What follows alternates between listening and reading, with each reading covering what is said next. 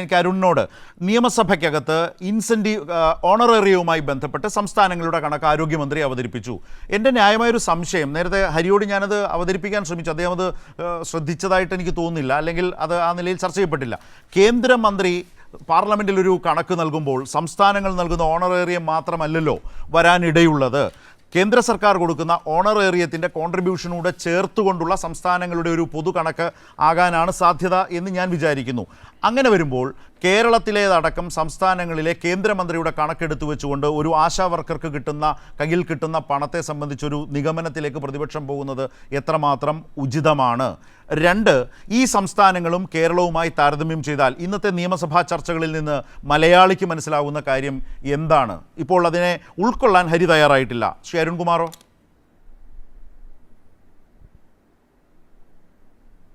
ഇപ്പോൾ ഞാൻ കൃത്യമായി സൂചിപ്പിച്ചല്ലോ, അപ്പം അദ്ദേഹം എനിക്കെതിരെ വ്യക്തിപരമായിട്ട് ഒരു ആരോപണം ഉന്നയിക്കുകയാണ്. എല്ലാ ചർച്ചയിലും വന്നിരുന്ന് നുണ പറയുന്നു, ആ നുണ പിൻവലിക്കണം എന്നുള്ള രൂപത്തിലാണ്. ഞാൻ ഒരു നുണയും പറഞ്ഞിട്ടില്ല. എന്താ പറഞ്ഞത്? ഈ രാജ്യത്ത് ഏറ്റവും കൂടുതൽ ഓണറേറിയവും ഇൻസെൻറ്റീവും, ഓണറേറിയം ഒറ്റയ്ക്കെടുത്താലും ഓണറേറിയം ഇൻസെൻറ്റീവും എടുത്താൽ ഏറ്റവും കൂടുതൽ തുക കൈപ്പറ്റുന്ന ആശാ വർക്കേഴ്സ് 10 ലക്ഷം ആശാ വർക്കേഴ്സ് ഈ രാജ്യത്തുള്ളതിൽ 26,125 ആശാ വർക്കേഴ്സ് ഉള്ള ഈ കേരളത്തിൽ തന്നെയാണ്. അതിൽ ഉറച്ചു നിൽക്കുന്നു. ഇപ്പൊ ഇവർ പറഞ്ഞു സിക്കിമിൽ ഇത്രയുണ്ടല്ലോ എന്ന് ആരോഗ്യമന്ത്രി പറഞ്ഞില്ലേ. സിക്കിം ഗവൺമെന്റുമായിട്ട് ഞാൻ ബന്ധപ്പെട്ടു, അവിടെ നിന്ന് വന്ന സന്ദേശം ഇന്നതാണ്, അവിടെ ഇത്രയേ ഉള്ളൂ. ഇവിടെ ചൊല്ല നുണയങ്ങ് പറയുക. ഇപ്പൊ എല്ലാം കഴിഞ്ഞപ്പോൾ പറയാണ് പാർലമെന്റിൽ വെച്ച കണക്കാണ്. ഇവിടെ ഓരോ സംസ്ഥാനത്തും ഇത്രയാണ് കൊടുക്കുന്നുള്ള കൃത്യമായിട്ടുള്ള രേഖ നമ്മുടെ മുന്നിലുണ്ട്. ഇവിടെ 2 തരത്തിൽ ഇൻസെന്റീവ് ഉണ്ട്. ഒന്ന് ഫിക്സഡ് ഇൻസെന്റീവും, 2 ജനറൽ ഇൻസെന്റീവും. ഫിക്സഡ് ഇൻസെന്റീവിന്റെ 60% കേന്ദ്രം, 40% സംസ്ഥാനം. ജനറൽ ഇൻസെന്റീവിന്റെയും 60% കേന്ദ്രം, 40% സംസ്ഥാനം. അങ്ങനെ വരുമ്പോൾ കേരളത്തിൽ ഫിക്സഡ് ഇൻസെന്റീവ് 3000 രൂപയാണ്, ജനറൽ ഇൻസെന്റീവ് 3000 രൂപയാണ്. അപ്പൊ കൃത്യമായി പറഞ്ഞാൽ 7000 പ്ലസ് 1200 പ്ലസ് 1200 പ്ലസ് ഫോൺ ചാർജിന് വേണ്ടിയിട്ട് ഒരു 200 ഉണ്ട്. അങ്ങനെ 9600 രൂപ, 13200 രൂപ ഇവർക്ക് കിട്ടുമ്പോൾ, ആശാ വർക്കേഴ്സിന് കേരളത്തിൽ കിട്ടുമ്പോൾ അതിൽ 9600 രൂപയും സംസ്ഥാന ഗവൺമെന്റ് കൊടുക്കുന്നു.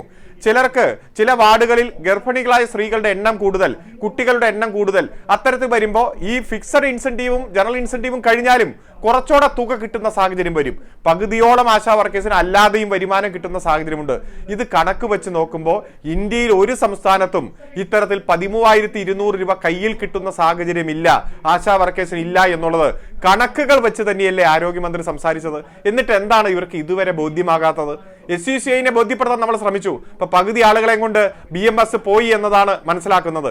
അവസാനം BMSന്റെ ലെറ്റർ പാഡിൽ കൊടുത്ത കത്താണ് വൈകുന്നേരം നമ്മൾ കണ്ടതെങ്കിൽ ഇപ്പോൾ കൂടുതൽ വാർത്ത വരുന്നു.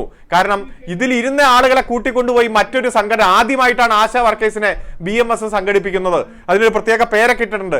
ആ പേരിട്ട് ഒരു സംഘടന ഉണ്ടാക്കിയിരിക്കുന്നു, ഇവരെ കൊണ്ടുപോയി അവിടെ. അപ്പോ എങ്ങനെയാണ് കേന്ദ്രമന്ത്രിയെയും BJP നേതാക്കന്മാരെയൊക്കെയും അങ്ങ് സ്വാഗതം ചെയ്തത്, സ്വീകരിച്ചത്? തിരിച്ചു പോയപ്പോൾ കുറെ പേരെ കൊടുത്തു വിട്ടു എന്നതാണ് ഞാൻ മനസ്സിലാക്കുന്നത്. പക്ഷെ കോൺഗ്രസ് ആദ്യഘട്ടത്തിൽ മുതൽ ഈ സമരത്തിൽ ഇടയ്ക്ക് പോയി വന്നുകൊണ്ടിരുന്നതാണ്. അവർക്കെങ്കിലും ഈ കാര്യം മനസ്സിലാവണ്ടേ? യഥാർത്ഥ വസ്തുത മനസ്സിലാക്കണം. എന്തുകൊണ്ടാണ് കേന്ദ്രം ഇത്തരത്തിൽ ഒരു നയം തീരുമാനിക്കുന്നില്ല, അല്ലെങ്കിൽ ആശാ വർക്കേഴ്സിന്റെ വിഷയങ്ങൾ അഡ്രസ് ചെയ്യുന്നില്ല എന്നുള്ള വിഷയം ഗൗരവമായി പരിഗണിക്കാനും പരിശോധിക്കാനും നിങ്ങൾ തയ്യാറാകാത്തത്? കേന്ദ്രത്തിനെതിരെ ഒരു പ്രതിഷേധവും നിങ്ങൾക്കില്ല. അരുൺ, അത് പറയുമ്പോഴും ഇടതുപക്ഷത്തിനടക്കം ആശാ പ്രവർത്തകരോട് ശക്തമായ നല്ല ആഭിമുഖ്യമുണ്ട്, സംശയമൊന്നുമില്ല. അത് പ്രതിപക്ഷത്തിനുമാകാം, അതിൽ അവരെ കുറ്റം പറയേണ്ട കാര്യമില്ല. നിങ്ങൾക്കാകാമെങ്കിൽ അവർക്കുമാകാം. പക്ഷേ ഒരു പ്രധാനപ്പെട്ട ചോദ്യം ഇവിടെയുണ്ട്. 232 രൂപയാണ് അവർക്ക് ലഭിക്കുന്നത്. നമ്മുടെ മിനിമം കൂലി 700 ആണ്. ആ 700 വെച്ച് ഇടതുമുന്നണിയുടെ തന്നെ പ്രകടന പത്രികയിൽ ഈ പറയുന്ന വിധത്തിലേക്ക് ഒരു മാസം തുക ലഭിക്കുന്നതിനുള്ള ഒരു അവസരം, അവിടെയാണ് 21,000 വരുന്നത്. ഇടതുമുന്നണിയുടെ പ്രകടന പത്രികയിൽ ഇപ്പോൾ ഇതിനു വേണ്ടിയാണെങ്കിൽ പോലും ആ പ്രകടന പത്രികയെ വിശ്വാസത്തിലെടുത്തുകൊണ്ടുകൂടിയാണ് പ്രമേയം അവതരിപ്പിച്ചുകൊണ്ട് രാഹുൽ മാങ്കൂട്ടം സംസാരിച്ചത്. ഇടതുമുന്നണിയുടെ പ്രകടന പത്രികയെ അത് പറയുമ്പോൾ നിങ്ങൾ എന്തിന് അസ്വസ്ഥതപ്പെടുന്നു എന്നാണ് ആ ചോദ്യം. അരുൺ, എന്തായാലും നമ്മളുടെ പ്രകടന പത്രികയെ വിശ്വാസത്തിലെടുക്കാൻ കോൺഗ്രസിന്റെ ലീഡർഷിപ്പ് തയ്യാറായത് സ്വാഗതാർഹമാണ്. കാരണം 2016 നമ്മൾ 600 കാര്യങ്ങൾ ജനങ്ങൾക്ക് മുന്നിൽ അവതരിപ്പിച്ചു. അതിൽ 98% ഭൂരിഭാഗം കാര്യങ്ങൾ നടപ്പാക്കി പ്രോഗ്രസ് റിപ്പോർട്ട് കൊടുത്തു. 2021 നമ്മൾ 900 കാര്യങ്ങൾ അവതരിപ്പിച്ചു. അതിൽ 728 കാര്യങ്ങൾ ഇപ്പോൾ പൂർത്തീകരിച്ചുകൊണ്ടിരിക്കുന്നു.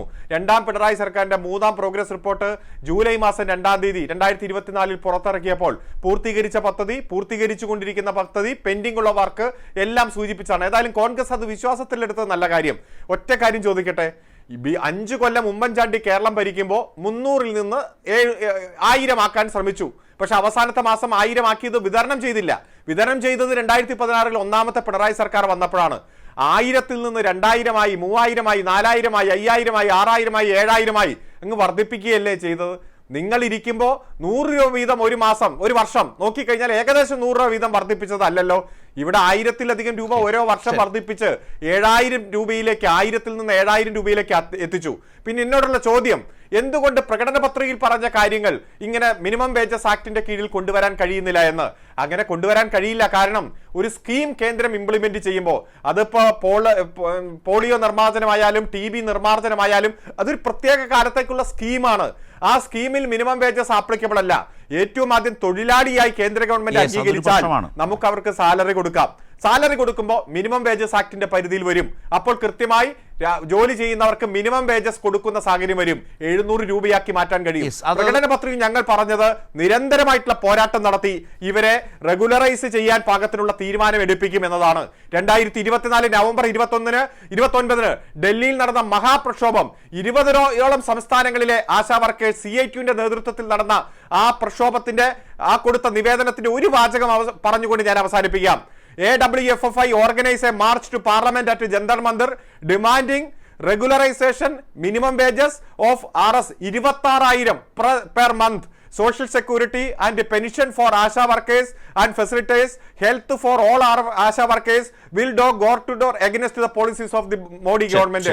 ആദ്യ വാചകം തന്നെ 26,000 ആക്കി മാറ്റണം, റെഗുലറൈസ് ചെയ്യണം, തൊഴിലാളിയാക്കി മാറ്റണം, ശമ്പളം കിട്ടണം, മറ്റെല്ലാ തരത്തിലുള്ള ബെനിഫിറ്റും വേണമെന്ന് തന്നെയാണ്. ആ ആവശ്യത്തിന് വേണ്ടി നിരന്തരമായ പോരാട്ടത്തിലാണ് CITU. അതുകൊണ്ട് പ്രകടന പത്രികയിൽ പറഞ്ഞ കാര്യങ്ങൾ നടപ്പാക്കാൻ പാകത്തിന് കേന്ദ്ര ഗവൺമെന്റിനെ കൊണ്ട് ആദ്യഘട്ടത്തിലുള്ള ഈ തീരുമാനം ഞങ്ങൾ എടുപ്പിക്കുക തന്നെ ചെയ്യും CITU.